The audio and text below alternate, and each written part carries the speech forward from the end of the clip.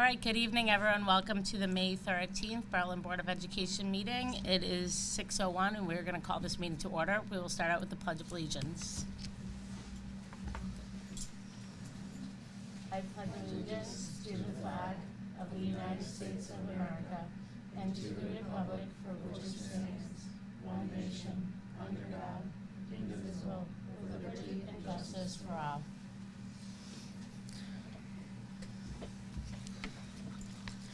Okay, before we begin, do we just need to add this to the agenda?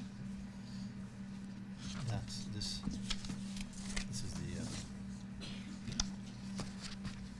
we just add the name, but this is All right. the teacher that's doing the presentation, math specialist. All right, we have to add a name to the agenda under our special presentations. Do we have a motion for that? We need a motion, correct? Yes. Yes. Do we have a motion to add this? You want to make the motion? Yes. Thank you. What am I making? Just To that. add this name? Yep. I make a motion to add the name of Melina Radoncic to this Special presentation. presentation. To the special presentation. Do we have a second? I'll second. So the motion by Brian, the second by Jen. All those in favor? Aye. Opposed? Okay, 5-0. Okay, so we are going to start out with our special presentation. We have Liz Brown, the K-PAS president, here to present an award to the Berlin Board of Education. So I'll turn it over to Liz. Thank you for coming. Thank you. It's an honor to be here. Superintendent Benigni and Chairwoman Dennis and members of the board and great audience participation tonight. That's great. But it's really a pleasure to be here. CABE has been recognizing boards of education for excellence in communication, and it's the Bonnie B. Carney Award of Excellence for Educational Communications presented to the Berlin Public Schools, Berlin High School Social Media Instagram for the innovation and the communication expertise.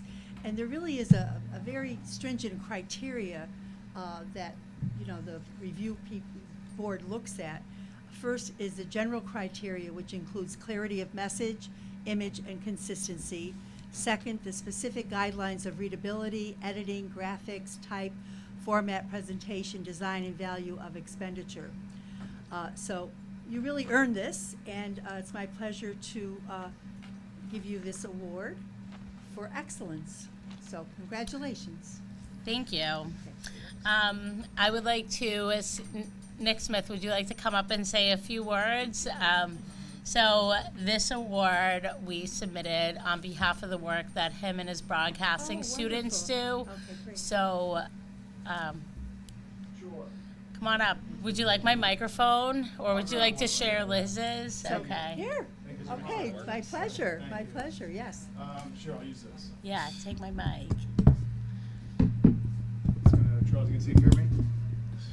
I just wanted to take this time to thank so many of the people behind the scenes who people don't realize work really hard for this to happen. So our philosophy between broadcasting encompasses a lot of things. We actually have a photography department as well that's we don't see those students as much, but they go out to events all the time, sporting events, plays, upbeat events.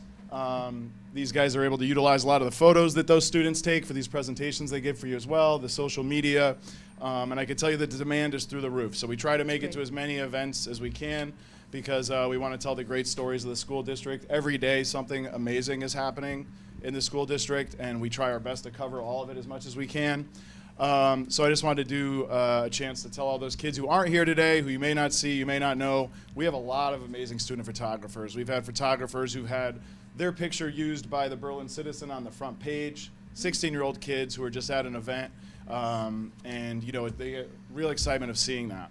The last thing I'd like to say is my mother was a teacher for over 30 years. She was a big influence in my life. She recently passed. And when that happened, it's a big reason why I chose a job that's in a school district. It wasn't by chance. I always wanted to work with kids and be sort of a mentor to them. And these clubs that we run allow us to do that. So when she passed, I had a lot of her former students came out and showed me things that my mother had wrote them that I had never seen before.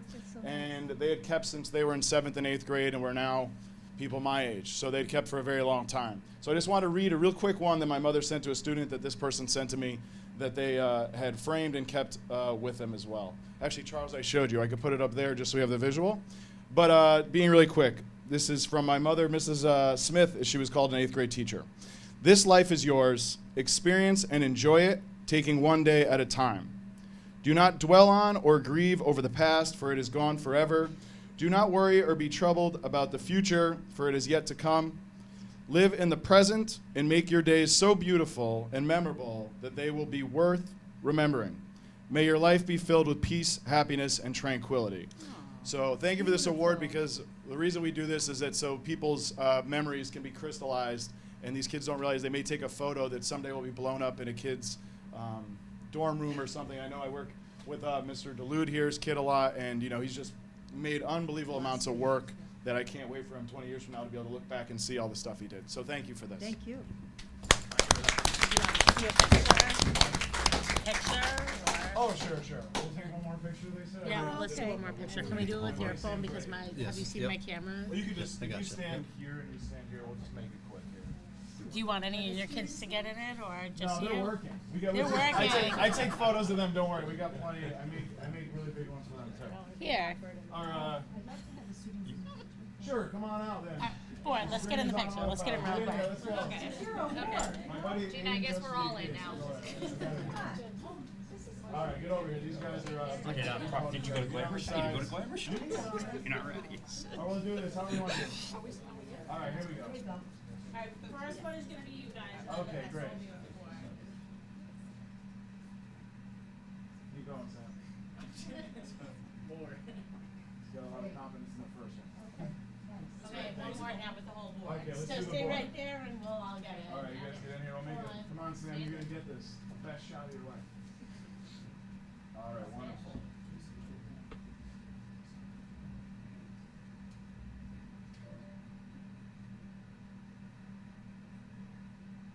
Award-winning photography. Yes, absolutely.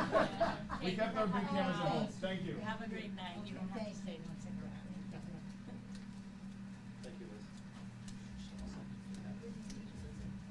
Okay, so Nick, thank you for coming up and sharing your words. That was really meaningful to see that note from your mom. So thanks for sharing that with us. Okay, so we are moving on to our student presentations from the students at Hubbard School. I know that you guys are all here tonight to present to the board. So, Mr. Souza, you want me to turn it over to you? Thank you. Oh, you need a microphone. Even though you're loud, the camera can't hear. Thank you, everyone. Before I get started, just want to acknowledge Nick Smith and his department. For a number of years since he's come on, he's transformed with these students the exposure of the district and the communication capacity of what we're able to show people, what we're all about, and oftentimes the pictures that they're taking of other people and the videos they're putting out put them in center stage, but really all the work that they've done has been instrumental, so it's super well deserved. Thanks for everything that you've done for our district. My name is Al Souza. I'm fortunate enough to be the principal at Hubbard School, and I'm proud to present tonight some of our learning. I'd like to first thank Ms. Saran and Ms. Mitchell, our grade 5 teachers, for being in attendance, and our student presenters and their families. Thank you so much for spending some time with us tonight and coming out strong with pretty much the crowd right here. Also, this would not be possible without the hard work and dedication of Ms. Cassandra Frascador, our math specialist, so you'll be hearing from her in just a moment. I'm certainly not the star of the show, so Hubbard, as well as the rest of the Berlin District, has been working on engaging students in math by building thinking classrooms. I will leave it there, and I'll turn it over to Cass to share with you our learning.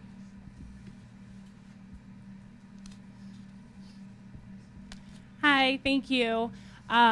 Just a quick little background about me. Prior to becoming a math specialist at Hubbard School, I was a 3rd grade teacher at Willard School for 7 years, and then a kindergarten teacher for 1 year.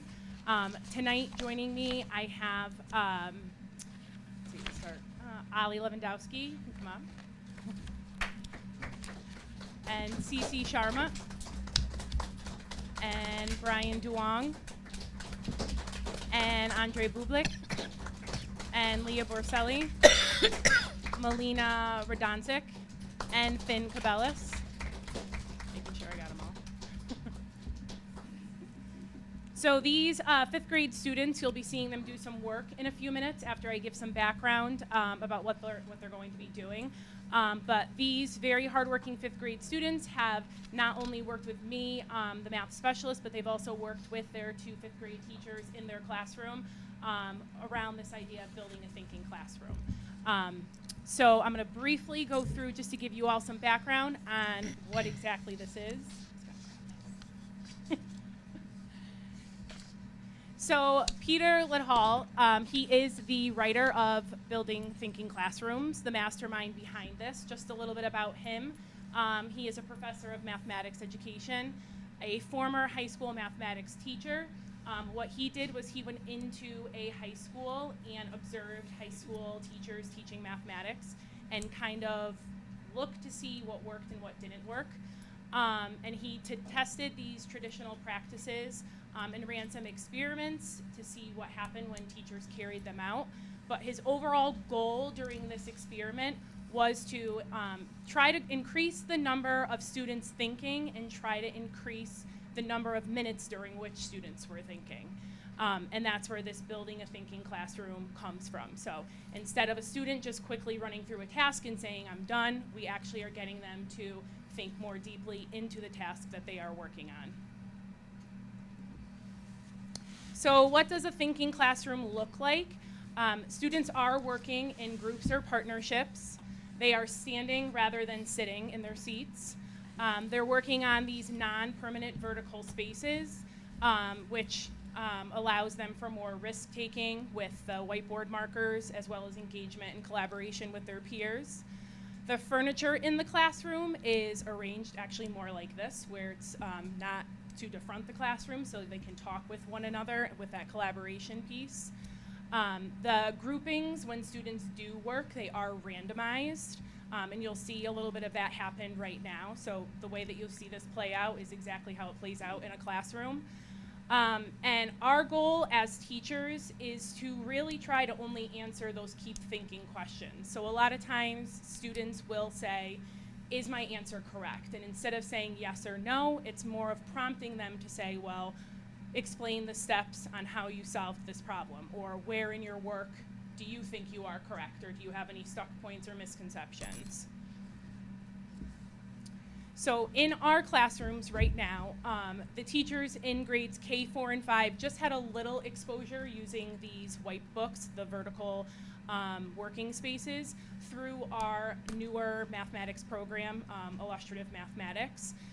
When I say just a little bit of experience, the professional development that we did throughout the school year, last year and the beginning of this year, our CREC rep was able to embed some of the tasks that you see in our curriculum into these building thinking classroom tasks. So it's not an additional piece for students, it's actually taking the curriculum that we're already using and putting that into our classrooms.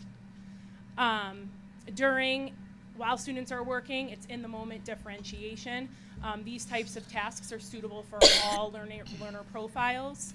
While students are working, teachers may be selecting and sequencing students' work to showcase.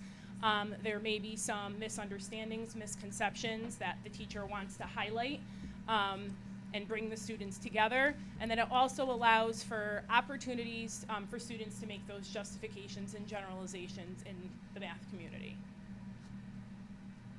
All right, so what you're about to see is I'm going to put the students in randomized groups. We just use playing cards or number cards with numbers on them. They have not seen the task that they are about to work on. That's another part of this whole piece, so they have no idea what they're about to engage in. Also, a big part of building thinking classrooms is we know that students work at all different paces, so some students may finish the task, some may not. In that case, if they do finish, it's important that teachers have, the next steps or other activities, extensions with this activity or the activity that they're doing so that students aren't just sitting there doing nothing. You'll see students working in partnerships. Students will be talking with one another, that discourse, which is a great opportunity for teachers to listen in to, again, hear their students' understanding of the content. And again, you'll see a range of learner profiles, which helps teachers then make the next moves of where do I need to go with my class next, depending on how they carry out their mathematical work. Okay, so I'm gonna just put the task up here. It's called planning a class party. I'm sure something they're all familiar with. So basically, you're having a class party. There's 24 students in the class, and you've been given a budget of $70 to spend on soda, chips, and pizza. It gives you some prices of what items cost. So a 2-liter bottle of soda costs $1.79. One large bag of chips costs $3.45. One large pizza, which only has 10 slices in it, costs $8.50. So it says, how would you spend the money? You must make the decision how to spend the money. There are many different ways that the money could be spent. Be sure to choose the solution that you think is best. You must explain and defend why your solution is the best solution. So I'm going to go ahead and put them into their groups.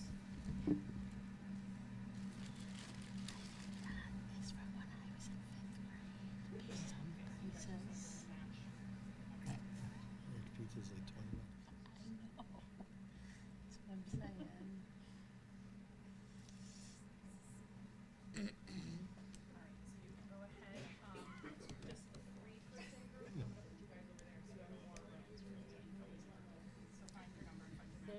There's multiple correct. I think 8 is the one.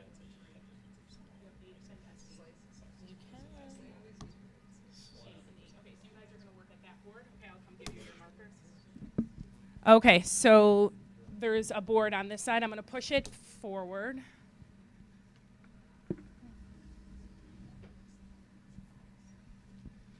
And board members, I encourage you to get up and walk around and interact with the students, ask them questions, why they're thinking the way that they're thinking. This is a very interactive activity, so please, there is just a board over there, and then there'll be 2 groups, one on this side, one on this side.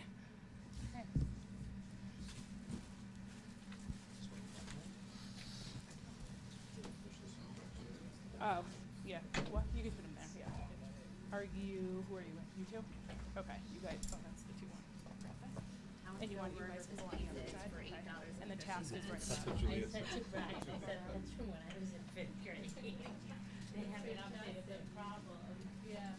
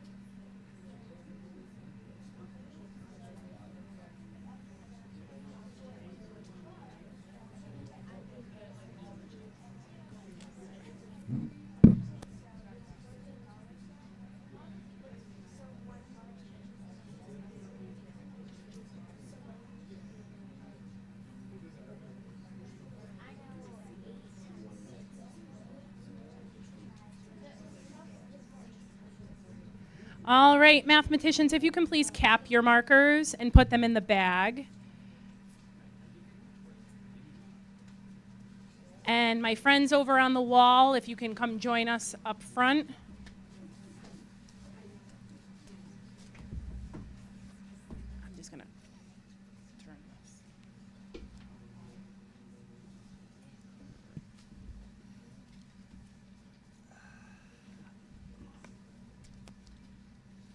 All right, you all did an outstanding job.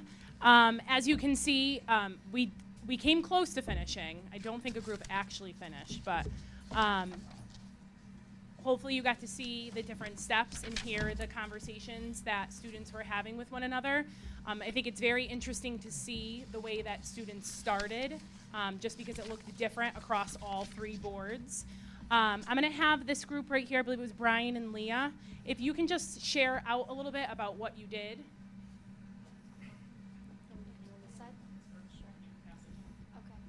Okay, so we knew that there was 24 students and there was $70. So we started with the pizza because that was the most expensive item. So we did $8.50 times 3, which is because we knew that 12 or not 12 because 10 times, because there's 10 slices, 10 times 2 is 20, and then we needed to get it. There was going to be extra slices because we couldn't get any more pizza, and there wouldn't be enough if we just got 2 pizzas. Next, we did the soda, which we didn't have that much money, and we still needed chips, so we did made it so that we split the sodas in half, and we got 12 instead of 24. And we multiplied 12 and $1.79, and we got 21 cents and 48 $21.48. And then lastly, we did for the chips. This was our last step, and we did $3.45 times 6 because Brian tried 5 over here. But we had more money, so we decided to do 6, and we got $20.70. And we were a little confused if it was gonna start off with if we were gonna do 7 bags of chips or 6 bags of chips, but we decided to do 6 because if we did 7, it would be really close to the budget.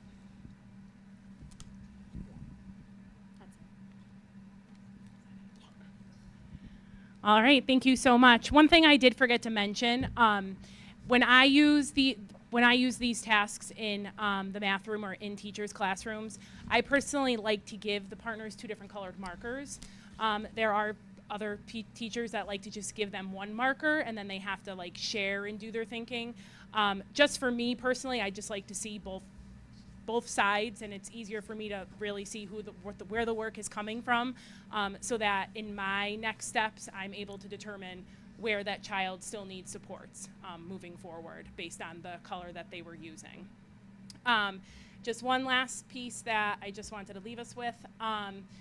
One of Peter's quotes that I do think is important is that the whole goal of this building, Thinking Classrooms, is not to find engaging tasks for students to think about, but the goal of Thinking Classrooms is to build engaged students that are willing to think about any task. So just keeping that in mind, when I do give the teachers or tasks or their students. And as you can see, there's not only students working on the white books in their classrooms, but we all know that teachers are lifelong learners as well, so you see some teachers during professional development working with these white books. So I just want to thank the 5th grade students. Thank you so much for joining us tonight.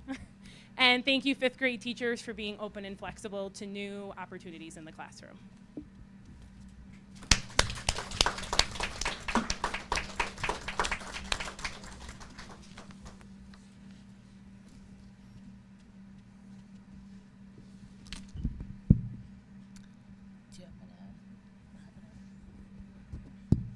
All right, thank you so much. fifth graders from Hubbard. That was really awesome. I know that Ian and Noosh and I were talking about it's really funny watching you guys do the math without calculators because I think we've just become so dependent on it. So it was really cool to see you guys thinking through it. Maybe you and your partner doing it a little bit differently, comparing answers, going back, checking, and it showed everyone's process is a little bit different, but you know, you work together to get to a solution. So that was really engaging and fun to watch. Thank you for coming out. Does anyone else on the board have anything they would like to share? I loved watching the thinking going on. It was great to see some of the common sense to the conversation that was going on, and the other corner was more about, you know, how many slices do people really need? You know, will they fill up on chips or pizza? So it was interesting to watch the dynamics too. So great job. But both camps had logic. Like they both recognized to have enough for all the kids with as minimal left over.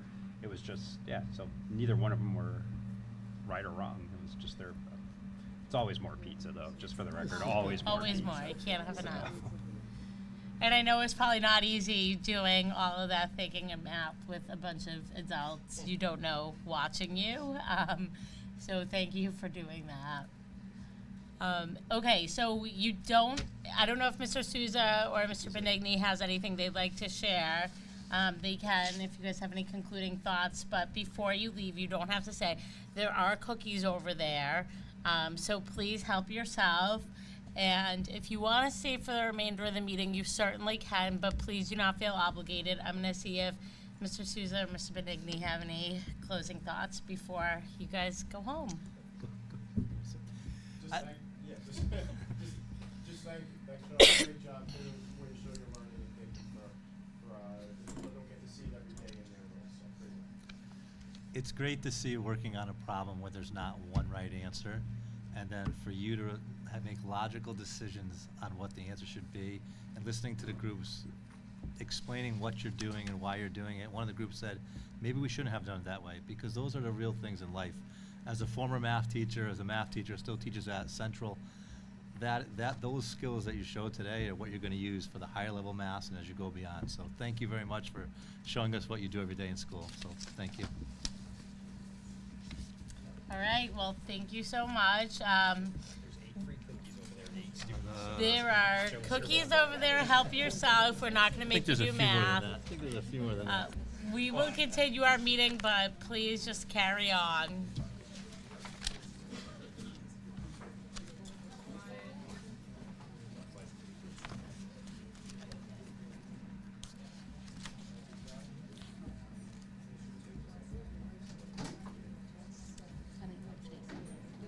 What's that?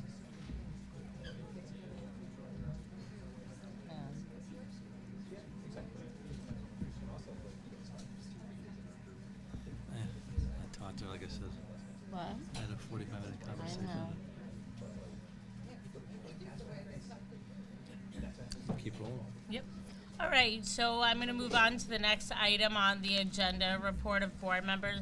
Do any board members have anything that they would like to report?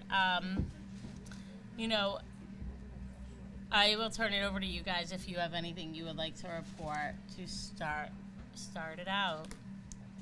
Can I tease the upbeat picnic? Please have at it. The upbeat picnic is Thursday.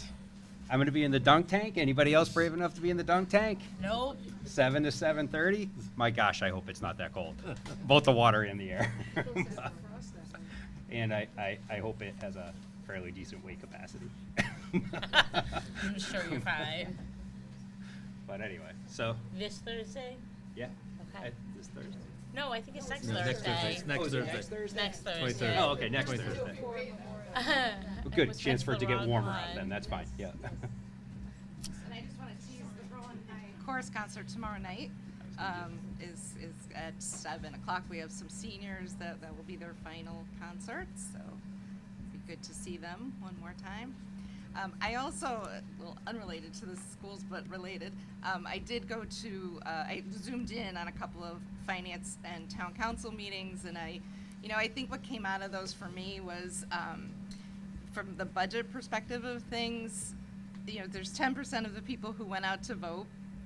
And the question is, amongst many of the finance and town council members, what are the 90 other percent thinking? Well, they thought they couldn't go out to vote, or they didn't go out. They chose not to go out to vote. But I think it's really important with the second referendum coming up that we really try to change that narrative a little bit and get as many people out as we can to the May 28th referendum, which will be the last one in this process for this year. And to just build off of that, just to provide some context of what some other budgets are coming in at, Newington has adopted a 5.8% budget for next year. Southington is a 5.8 as well, and Plainville is a 5.1. So what we asked for versus what we got, like, we're not, you know, we weren't outliers in the matter.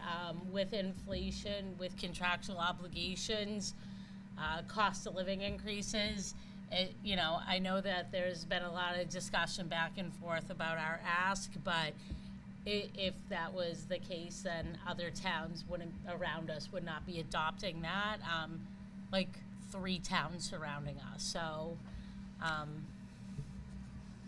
wanted to share that. I think Jen's message about being present at the town council meetings or at the Board of Finance meetings moving forward is imperative to getting a higher vote and greater voter turnout. As everyone knows, the referendum is strictly advisory, but the margin of 150 voters, even though it's 10%, is often looked at as it's not representative because there's 90% that didn't vote. So, but I can say, 1,500. I can say in the past, when residents come to the actual meeting and speak, people often listen. So hopefully there's a greater presence moving forward. We did see a lot of parents, actually, not a lot. There's a few parents who did come out and speak for the board. And I know I just want to say thanks for that too, because I think that's important to make sure that people are voicing their concerns and their opinions on it. Are there any other reports from board members? Okay. Moving on to report of our student representatives. Go ahead.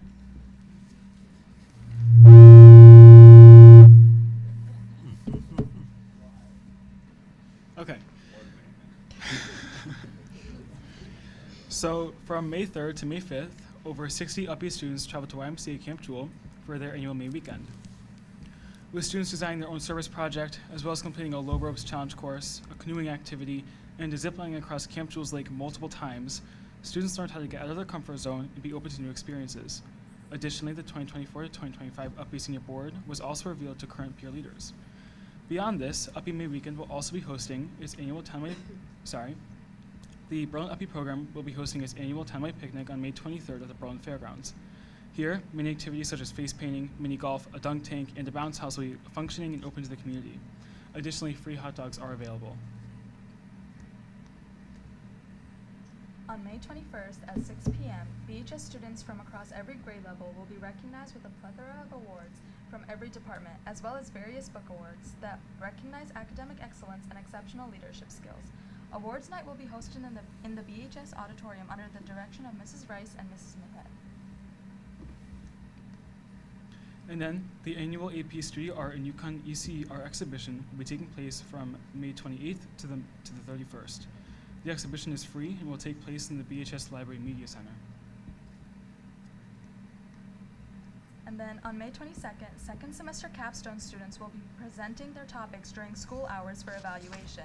That same evening, every student's exhibition table will be open to the community for family and friends to see the semester-long project every student completes as a part of the vision of a graduate.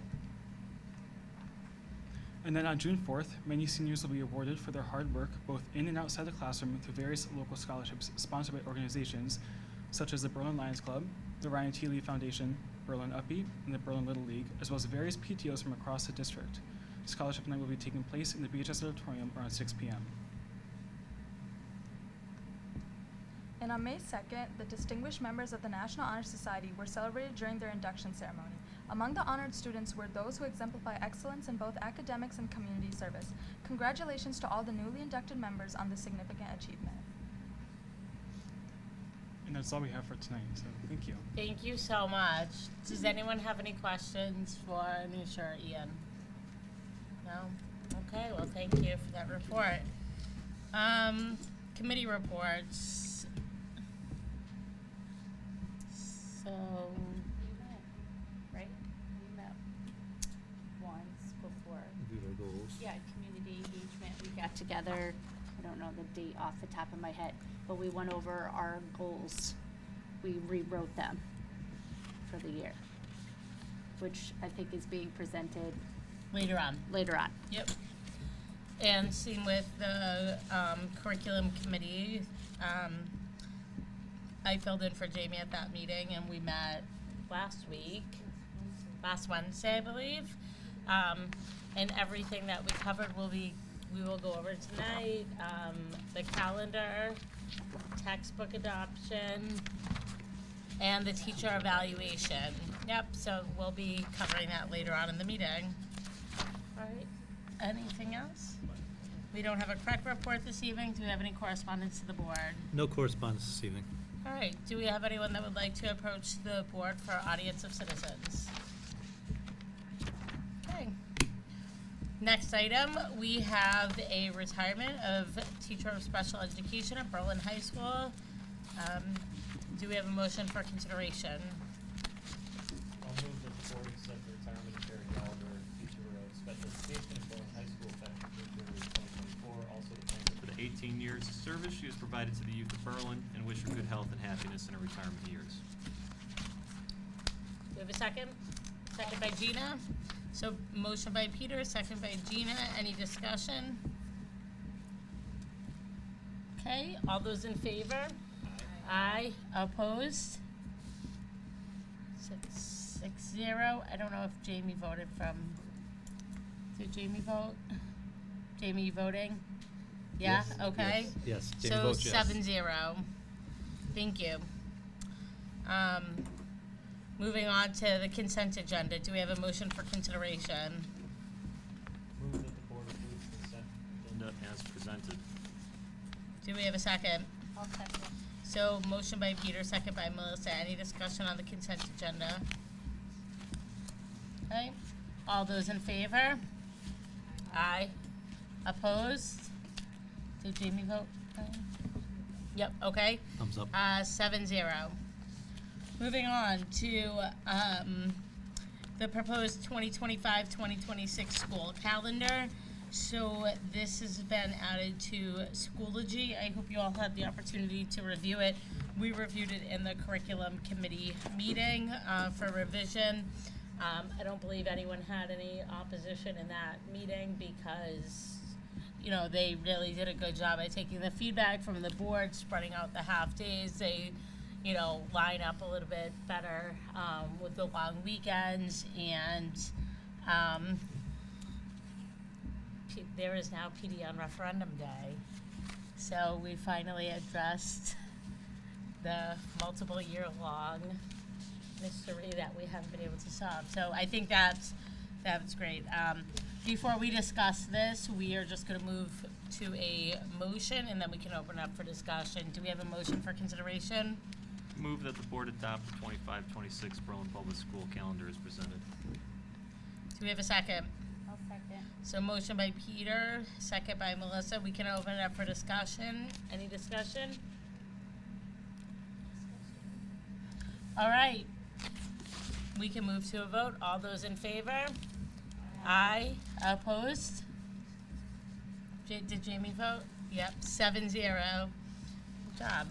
Okay, moving on to our next item, policy review revision. This is the second reading of our new policy 5118.2, children of non-resident board employees qualified to tuition reduction. So allowing children of non-resident board employees to enroll in Berlin Public Schools was discussed at the F&O meeting on April 16th. The first reading was taking place at the April 22nd board meeting, and the second reading and adoption will take place this evening. Before we open it up for discussion, do we have a motion for consideration? Move that the board adopt new policy 5118.2, children of non-resident board employees, qualified tuition reduction, as presented. Do we have a second? So the Peter by motion, the second by Jen. Any discussion on this?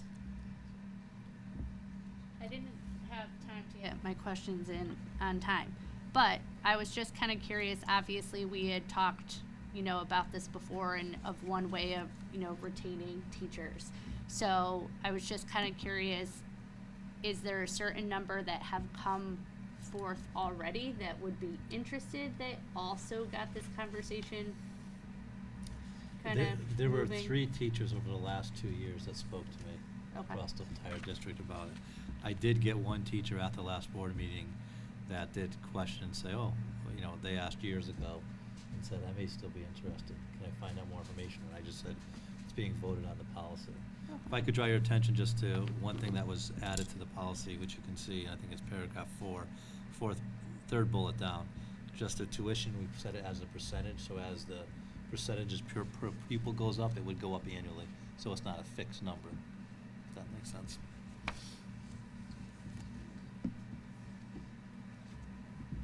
Any other discussion? Questions, comments? All right, we can move to a vote. All those in favor? Aye. Jamie's yes. Opposed? All right, so did everyone vote on that one? Yes? 7-0? Okay, moving on to the first reading of the new policy 6163.3, live animals in schools. Since this is the first reading, we do not need a motion for consideration. We don't need to adopt anything. But at the April 22nd, 2024 board meeting, a facility therapy dog at Griswold School was approved. New policy 6163.3 and associated administrative regulations were proposed by Shipman and Goodwin. Since this is the first reading of the policy, no action is required. The second reading adoption will take place June 3rd, 2024 board meeting. Is there anything anyone would like to discuss about this before our June 3rd meeting? No? Okay. Could I just make one comment? Yep. I just think it's important when you look at the policy is not that lengthy, but there's many more regulations that go to support the policy. Just so if anyone looking at this, just, wow, 3 paragraphs is all we need. There's more to it than that.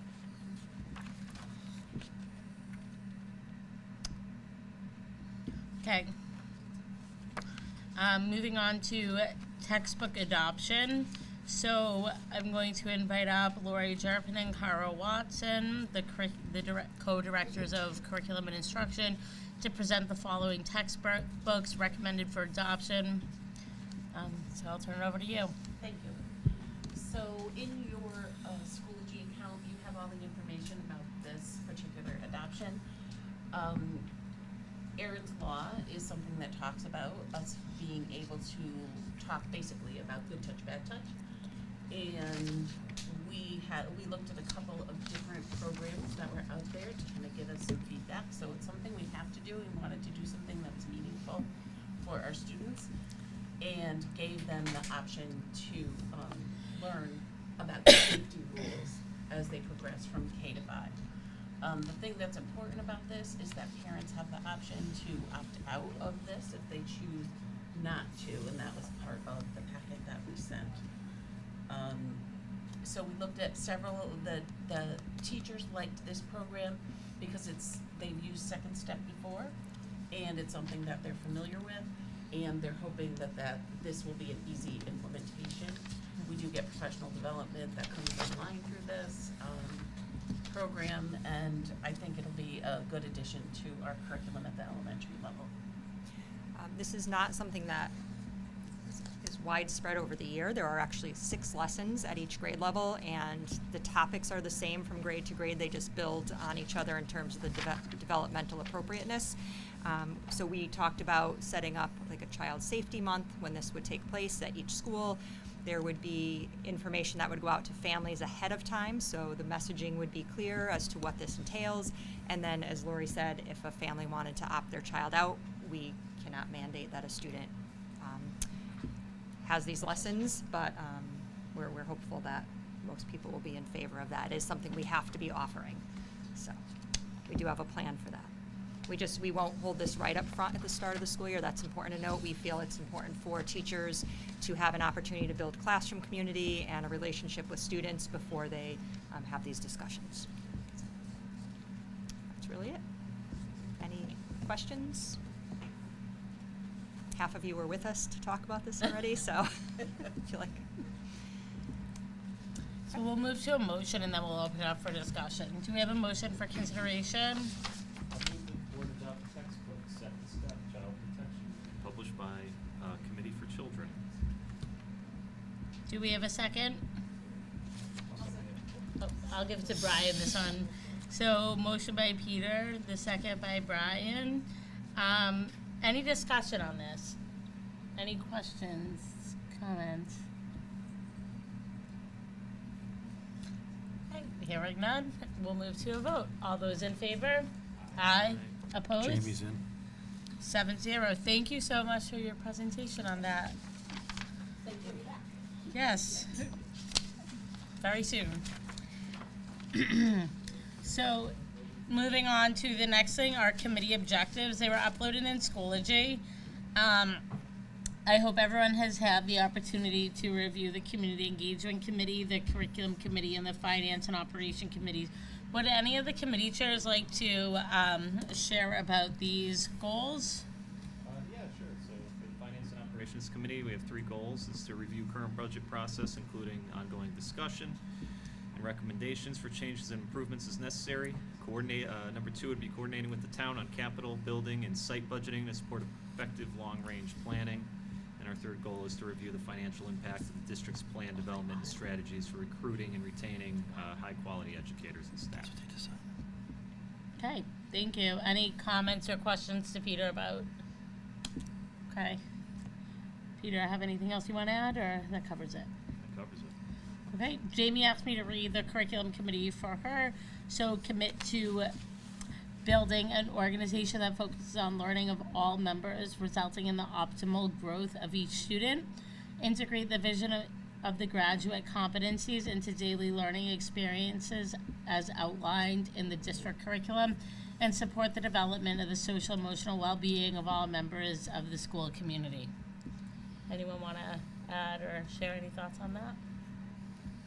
Okay, and then Brian, would you like to share the community engagement since you were there for that? Melissa, do it. Oh, sure. Melissa, would you like to? Oh, yep. So we decided that our goal was to continue to explore different ways to reach and engage the greater Berlin community. Anything you want to add, Jen? That sums it up. Okay. All right, so those are our committee objectives for the 2024-2025 school year. If no one has anything else to add, we can move on to our next agenda item, educator evaluation plan. So Lori Jerpin and Cara Watson are going to share the educator evaluation plan with the board. It was shared in the subcommittee meeting, so I believe this is just going to be like the high-level overview. Okay. Evelisa Mayat, teacher at Bowen High School, as well as the BA president, is also going to present with Lori and Cara. As building the plan, it was administration, teachers, district administration, building administration. It's really, when we looked at our evaluation plan years ago and now, it really is a summation of input from all and getting it to be something that is helpful to staff as well as to the administration and working with the plan. So I think you'll see as it's shared with you, there's a lot of effort that went in to make it something that is meaningful, not just checking a box. And I think you'll see that this evening, so please. Thank you. So we will keep this a little shorter and sweeter than what we did in the subcommittee. We talked through and shared some documents there, so this will be a little bit more of a high-level brief overview. But our goal with this, as Brian said, is to make the process more meaningful, so that when our educators are working through this new evaluation system, they're setting goals that are meaningful to them, help them grow professionally, and our end result of their professional growth will be greater success and improvement for our students, and that's our end goal, of course. But here, one of our big things we talked about in our PDEC committee was really about regaining that inspiration and passion for teaching and being lifelong learners who model for our students. Really quickly, you don't have to read all the names, but our PDEC committee, we did reconfigure completely this year, and we have representation across district. As you can see, each building has a building administrator. I think it was all of our principals, plus district staff, PPS, and central office. We also had teachers from each school, varying types of educators. We made sure we had non-tenured, obviously a lot of our tenured teachers. We had specialists, support staff, counseling, et cetera, to make sure we were covering kind of all perspectives. We did a number of work groups and got a lot accomplished with this group. I won't read all of this, but this just kind of outlines what the role of a PDEC is. So in addition to recreating our evaluation system, we also do a lot with them on our professional development. So when we look at our calendar, some of the things we'll be offering in order to support teachers' growth. When we planned for our work this year, Lori and I attended a number of sessions outside of district. Evelisa joined us for some sessions as well, really trying to learn about what the state was allowing districts to make decisions on, what the must-dos were, et cetera. And then we talked with a lot of other districts about changes they were making, trying to kind of think outside of the box a little bit. And then not too hard to read, but might be small for some of you. The state did give guidance, and that included the must-dos that are on the left. We did make sure all of the must-dos are included in the work that we did. And then our should-dos, we actually already have included almost every single one of those in our first round of work, but this is a growth process. We did not want to reinvent the wheel, so to speak, next year for teachers overall. So we do have a couple of areas there that we will need to continue working on as we update things next year once we try a few things out. And you all have access to this online, so. And you have the ability to look at the introduction, but I think the big part of the introduction is the goal statement, and that's the primary goal of Berlin's educator evaluation and support system is to strengthen individual and collective practices to increase student learning, growth, and achievement.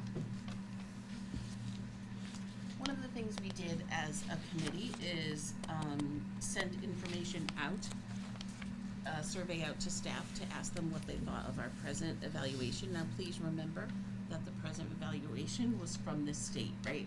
We took what the state gave us and we used that. So here we have our nice little bell curve, right? So we have the majority of the people in that middle section, and then we have very few people on either end, and then we move forward. We had about 130 tenured and non-tenured educators respond to the survey, and as I said, that 3-4 range is where most things fall, and I bet, Evelisa, that's probably something you hear a lot of. Absolutely, absolutely. When we took a look at this, we also said, so out of the things that do happen, which of the practices are most supportive of your growth as an educator? And not surprising to any of us was the formal observation. So that's where we meet with the person ahead of time, we observe a lesson, we meet with the person after, and then we do a write-up as an evaluator. I think people feel like that's a little bit too formal. It's more of a, this is what I'm going to teach today.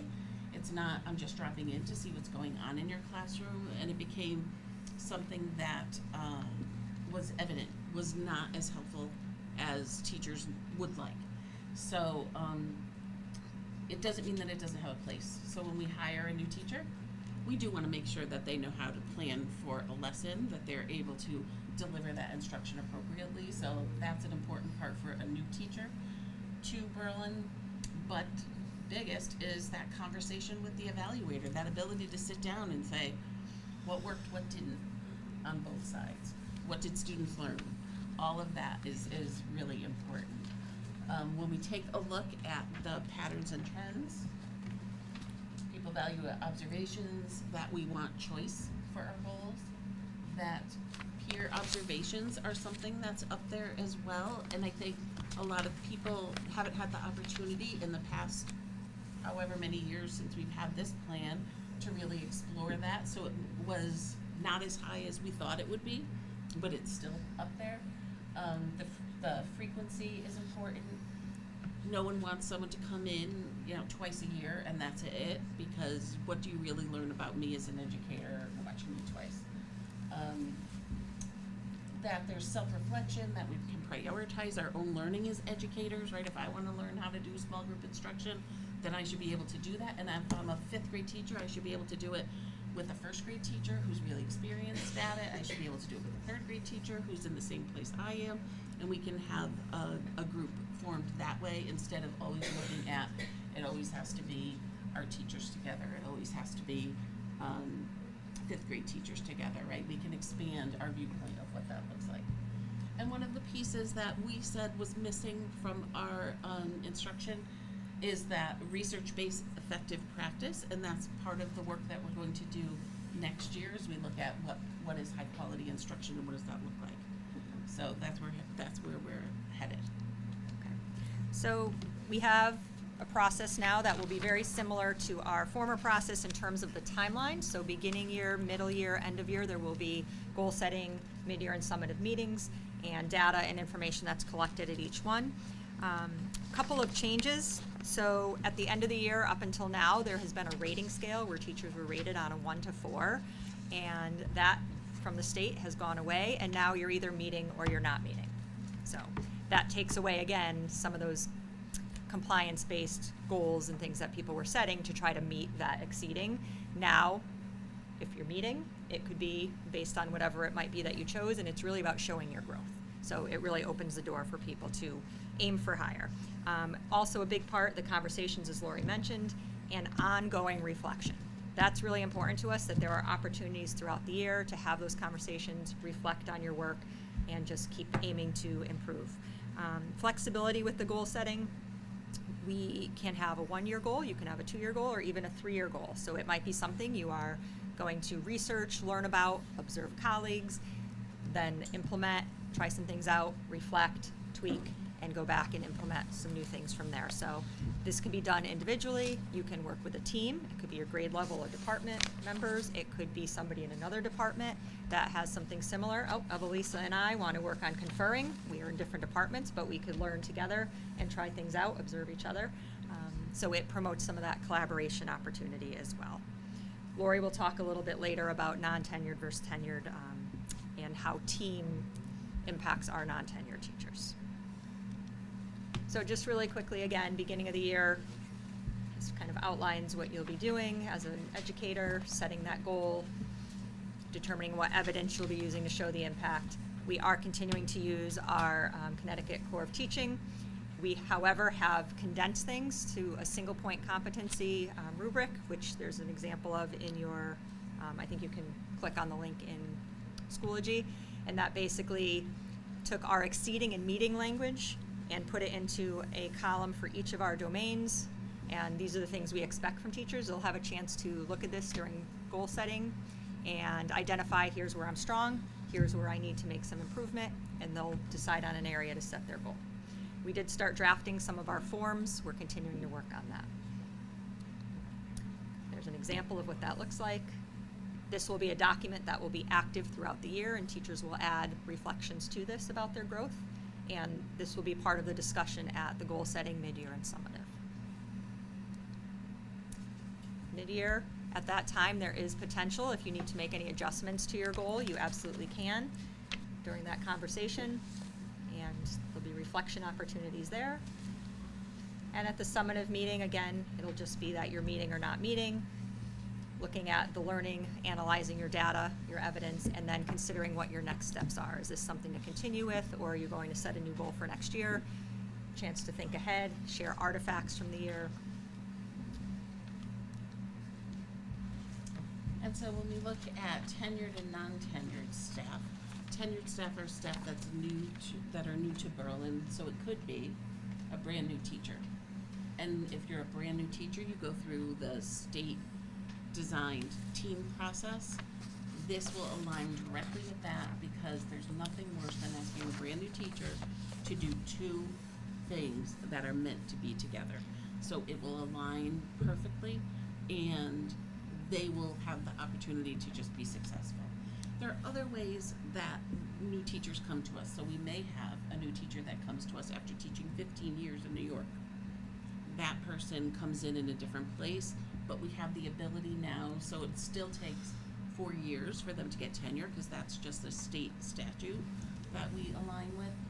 But then we can take a look at that person and we can say, after 2 years, you're quite an effective teacher.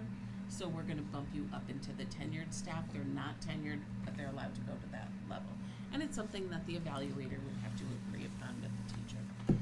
And then there's also the what's called fast track, and so that's for teachers who are tenured in a previous Connecticut district, and then they come to us and it takes them 2 years to get tenured. And then we have tenured staff, and that's the majority of our staff. Teacher who's been tenured, either having been in Berlin for 2 or 4 years and beyond. And so those are the people that are really the solid people that keep us together and keep us moving forward. So they're in there as well. So you have this document in Schoology that you can take a look at if you have questions. But this is what we always call our one-pager, right? It's the thing that all evaluators and all educators look at because when someone asks a question, wait, how many formals do I have? How many informals? That's what we go back to. And then we also have times when teachers aren't making the growth, educators aren't making the growth that we expect them to. So all teachers are in that tier 1 support. And so that's the universal support for everyone. Then there are times when people are struggling for whatever reason, right? And it could be in just a specific area. We can offer supports for them. Teachers become successful, and then they go back into tier 1 support. If, unfortunately, they don't make the progress that we expect them to make in a tier 2 support, then we would have to move to tier 3 support, which is even more intense. So it might be weekly meetings, weekly observations, and it's a time-consuming process for everyone. And we just want all educators to be successful, so that's the purpose of making sure that we have those supports available for them. And so finally, as Cara mentioned, we're finalizing the documents. We have had our opportunity to present to the subcommittee. Today it's our presentation to the Board of Ed. We have to submit our forms to the state. And then all supervisors will get trained during the summer. And August PD will be a full rollout to staff. No one responded. But I think it's hard, and you can talk more to this. I think it's hard because it's change, but I think it's exciting because it's good change. Yeah, I mean, I would say, I think everyone on the committee was super excited about this because they felt like we're actually going to have an opportunity to do our own individual thing, to do something that's specific maybe to the content that I'm teaching or to the grade level that I'm teaching or whatever the case may be, as opposed to in the past we kind of would have departmental goals or team level goals. And this just feels very much about individual growth. And I think staff felt that I know I know the kids that I have in front of me, and I know what I need to do. Maybe I need to do some research. Maybe I need to do some reflection. Maybe I'm going to ask you to come in every other week to take a look. It can be very individualized, and I think that was really exciting for staff. I think both administrators and teachers to feel like, this isn't just checking the box. And we heard that over and over. That the previous plan felt very much like checking the box. Oh, I need another observation. Oh, I need to do this goal. And this felt very much like I can really show the growth of my students through my own growth as well. So it's kind of exciting. Thank you. Before we open it up to discussion, you guys can stay right there. We need a motion for consideration, and then we can open it up if the board has any questions or comments. Do we have a motion? Move that the board approve the educator evaluation plan as presented. Motion by Peter, do we have a second? second by Jen. Thank you so much for that presentation. I know it was my second time sitting through it. Nice addition of Lisa joining. Any questions or comments from the board? I assume the teachers and representation are satisfied with the proposed changes to the evaluation process. I'm Yep. on it specifically as BEA president. I've been on PDEC for years in that capacity. But hearing from the staff that was on that committee, they are super excited about this. And just feeling like we can really make some motion now, like really kind of feel like we're moving forward. So yes, we're pleased. We back in April, we put together a brief presentation with some of the key highlights, and during one of the PD afternoons, we spent a small portion where at each school, members of the PDEC committee gave that same presentation, so the message was common. And so everyone has a basic understanding of those initial changes, and they had an opportunity to present any questions, which we have an ongoing document, and we responded to at our next meeting. And they were very basic Yeah, questions. and the feedback has been very Feedback's positive. been very positive. So we've at least given that, and then they know the full rollout's coming. So Great. trying to be intentional with that. Great question. Thank you. Anything else? All right, well, thank you so much. Thank you you. for presenting. We can move to a vote. All those in favor? Aye. Jamieson. Opposed? 7-0. Thank you. And we have one last item on the agenda. Linda Holian.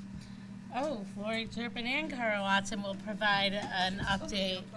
You're not going anywhere, so anyone who would like to come up for this, please. Michelle. And all sit Michelle together. and Jenna, come on down.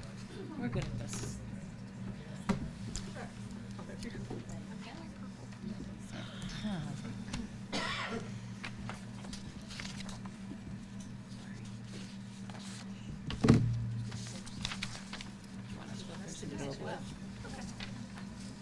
You can go first. Go ahead. So you have special ed and you have regular ed. Regular ed to go first. Sure. Is that okay? Okay, so Lori and Carl will present on the regular ed portion of our summer programming. So one program we are planning to continue this year through an early childhood grant that we get is the Jump Start into Kindergarten.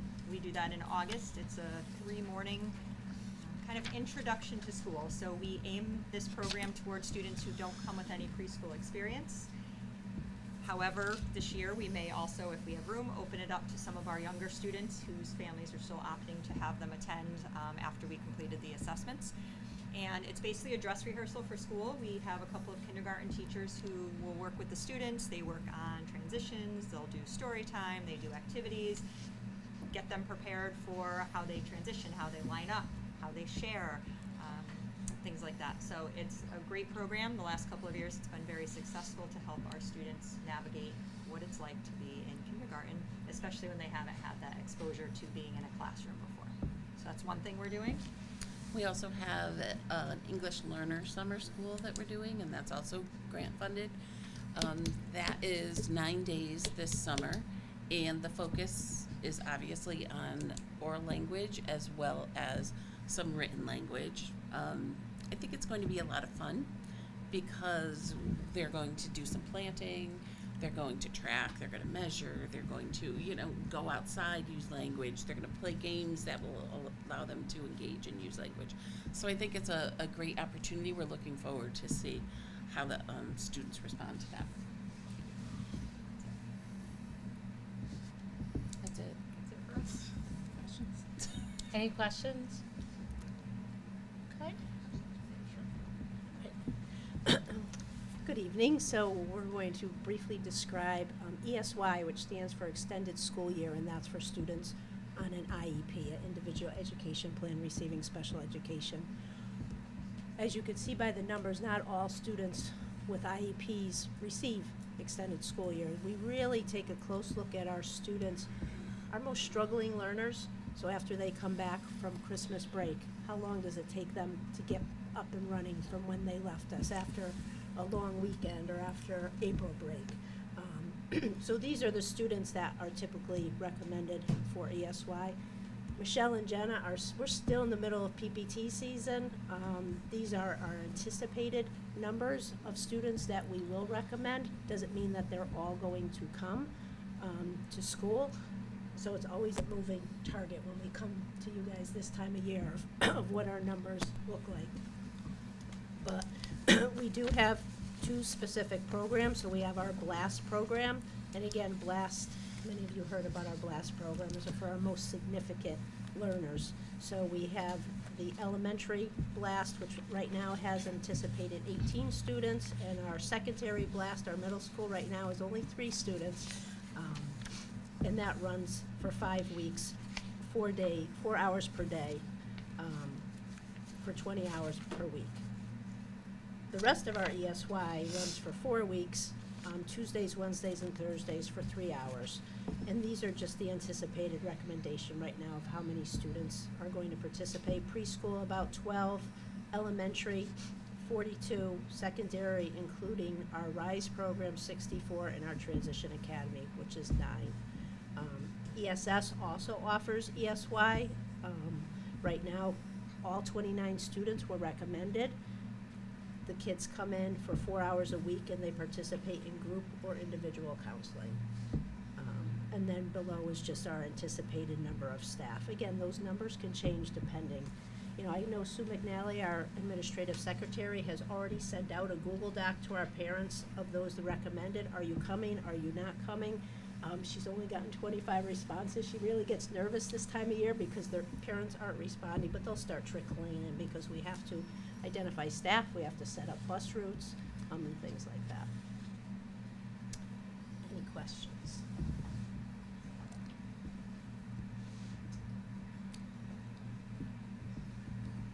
No questions. Okay. That means you did a great job explaining everything. All right. Thank you so much. Is there anything you'd like to share? I just think for the board to recognize that the summer programming that is special education is mandatory. It's not by choice that we are required to offer that programming. Oftentimes it's an issue of it's costing X amount of dollars. You'll get a report at the end of the year that will summarize the cost of it, but those students need the programming and we're required by their IEPs to generate the program. Just a little bit about the regular ed programs. The Jump Start, we found that was very successful at acclimating students and get them ready to start K. The other piece is the ELL students that we have. Our numbers are higher right now than they've ever been in Berlin. So offering that program will be helpful to those students, even though those 9 days, that experiential learning will be great. So we're lucky that we have grants to support those too. Okay. So before we move on to our last item of the meeting, I'm going to be sending out an email to the board just one more time, seeing if anyone is interested in participating in negotiations, upcoming negotiations. I don't believe I got any responses. I could have missed it, but I think it was in my email following the last meeting. So we are going to need a board rep for each of the negotiations. So just keep an eye out on that. I think I missed that email. Pretty sure I think it was buried in one of the items, but it's okay. Maybe I forgot. Maybe it's in my outbox. So we I mentioned it. About it. I don't know if you got the email. Yeah, it might be in my outbox. So I'm going to be sending one this evening or tomorrow. We have several groups. So we have the cafeteria workers, the CAF managers, we have the paraprofessionals, and we have the teachers, which we're hoping to start in the summer and to work through that during the summertime. So there's 4, and the custodians are coming up. So 5 groups actually that we'll need reps for. Some are more intense than others, as you can imagine. I must have left it off my last email. I thought I included it. Sorry about that. I'll be sending one. So, yes. Okay, so last item of the evening. Do we have a motion for consideration? Okay. Do we have a second? So, motion by Peter, second by Gina. All those in favor? Aye. The meeting is adjourned at 7:21. The vote carries 7-0. Thank you, everyone.